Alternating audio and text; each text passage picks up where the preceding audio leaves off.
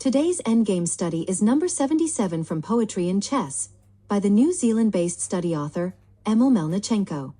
In this study, white plays under the sword of Damocles, with black just one move away from decapitating white's king. This is a study based on tension where losing a tempo would be catastrophic. White's king is hemmed in. Rook to h7 is checkmate. White's only chance is to place her queen or bishop on the diagonal, pinning rook to king. But it's not really a choice. If she opts for her queen to d4, black responds with pawn to a1, promoting to queen.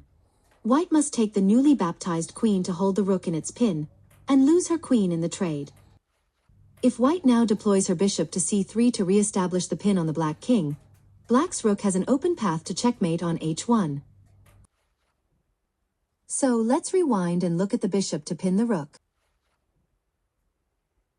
Black can no longer promote pawn to queen on a1. White's bishop will take the new queen. If rook takes bishop, queen takes rook. Black is forced to play any pawn and there is no stopping the white queen attacking the king. If the black rook eyes up the queen instead of the bishop, then bishop to g7 is checkmate. Black must look to his other pawns. His best strategy is pawn to d4, which blocks the diagonal pin and reinstates the checkmate threat on h7. White needs to pin the rook again. Queen to d4 would be a pratfall, opening the door for rook to checkmate on the h-file.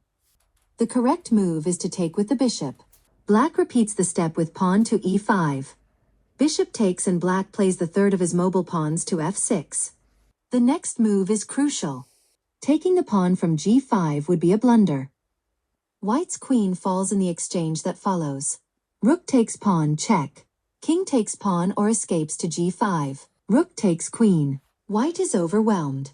So, if we rewind and start again, getting her queen into the game to threaten the 8th rank is at this point equally ill-advised, as black has this sequence covered too. White's best play is to continue taking pieces with her bishop. Black has run out of other options and now promotes his pawn to queen. Taking the queen with her bishop will gain a stalemate at best. White takes rook with her queen, threatening a mate on the 8th rank. The black queen cannot accept the white queen sacrifice with white's bishop still poised to mate at g7. Black must instead block the white queen's line to the 8th rank and white's bishop checkmate simultaneously. White reasserts the threat by moving queen to c2, beginning a dance of the queens. They perform a lockstep tango on the diagonal which ends when a second path to checkmate has opened. At that point black's queen can only block one attacking line. Black must resign. This study is a remarkable flight of imagination and humor. For more studies like this one, check out the description below for a link to Poetry in Chess by Emil Melnichenko.